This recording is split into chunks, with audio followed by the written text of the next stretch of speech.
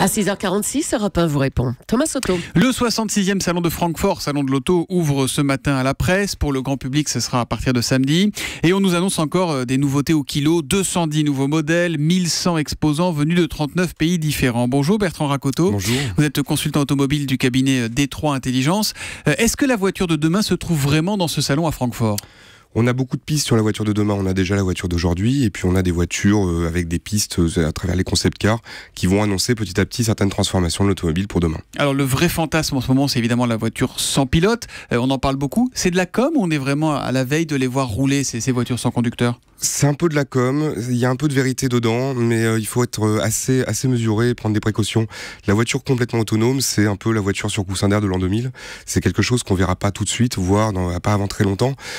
On va d'abord avoir en fait des voitures semi-autonomes, c'est-à-dire simplement des voitures où on va les emmener sur l'autoroute, et sur l'autoroute, la voiture peut prendre le relais. C'est déjà le cas aujourd'hui avec certains modèles qui prennent déjà le relais du conducteur. Ça existe déjà, ça ? Oui, ça existe déjà. Certaines marques comme Mercedes, Infiniti ou d'autres le proposent déjà. Mais c'est quoi ? C'est l'équivalent du pilote automatique dans un avion, c'est-à-dire qu'on s'occupe du décollage et de l'atterrissage et puis qu'après en croisière la voiture se débrouille ? Ça s'en rapproche beaucoup. La voiture peut se débrouiller en fait sur des autoroutes par exemple où tout le monde circule dans le même sens, il n'y a pas de croisement, donc la voiture est capable de gérer le flux de circulation, de ralentir quand il le faut, voire de doubler dans certains cas. De doubler ? Oui. Et ça existe déjà aujourd'hui ? On a déjà des applications qui savent le faire. Ça fait 15 ans en fait qu'on a des démonstrateurs qui savent déjà faire ce genre de choses. Aujourd'hui on a des logiciels et puis des voitures qui permettent d'aller de plus en plus loin dans cette démarche-là. Et puis, on a vraiment une technologie qui s'améliore, qui devient de moins en moins chère.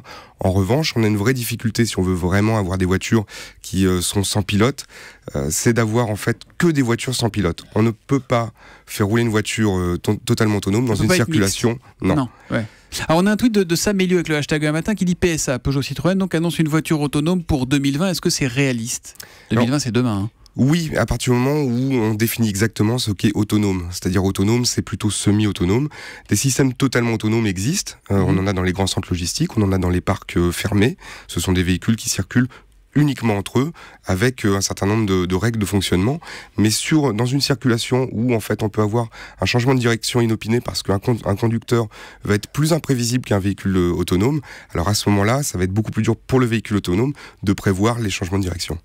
Pourquoi Google est tellement actif pour cette voiture sans pilote ? Alors, Google est très actif parce que quand on conduit moins, on a plus de temps dans sa voiture à ne rien faire et ça peut être du temps de surf.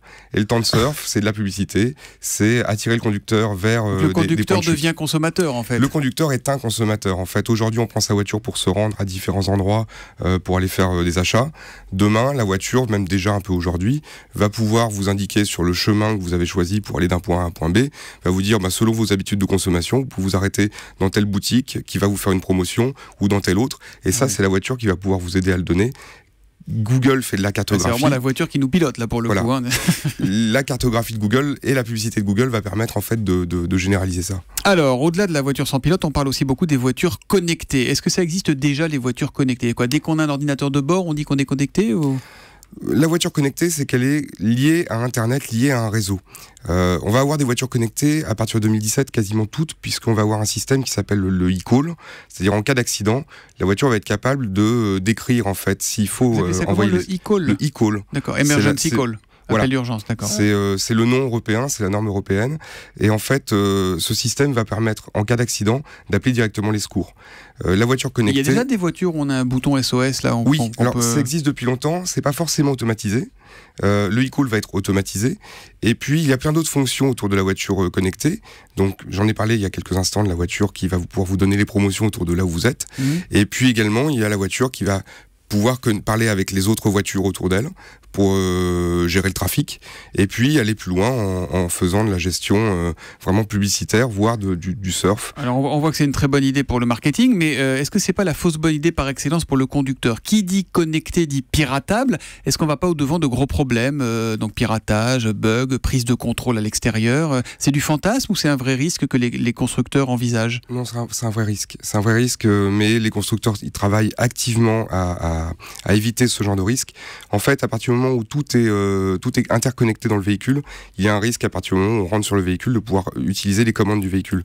Des Américains ont récemment en fait montré qu'on pouvait hacker une voiture, c'est-à-dire pirater comme son système, voilà, et prendre le contrôle de la direction, de la boîte de vitesse, voire du moteur.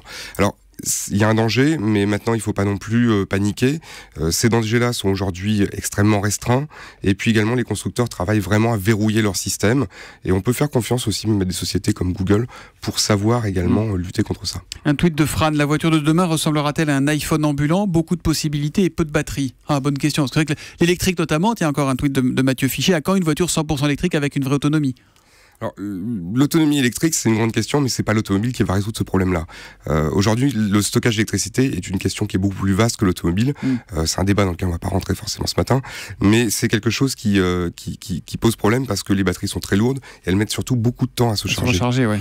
Et à partir du moment où on saura recharger très vite des batteries, on aura déjà un avantage monstrueux qui sera gagné, mais ce sera pour les voitures, ce sera aussi vrai pour les téléphones portables et autres. Et l'hydrogène, pourquoi c'est pas déjà fait les moteurs à l'hydrogène?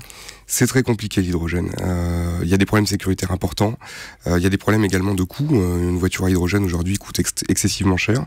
On peut pas forcément rendre l'équation économique facile. Donc la voiture à hydrogène, c'est une des pistes de recherche.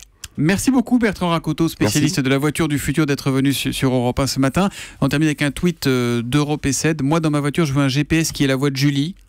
Hashtag tourner à gauche, hashtag il est 8h, c'est pas mal, hein, ça aurait de l'allure. Prendre la 3e sortie du rond-point. Bah, c'est bon, vous êtes recyclé. Merci beaucoup.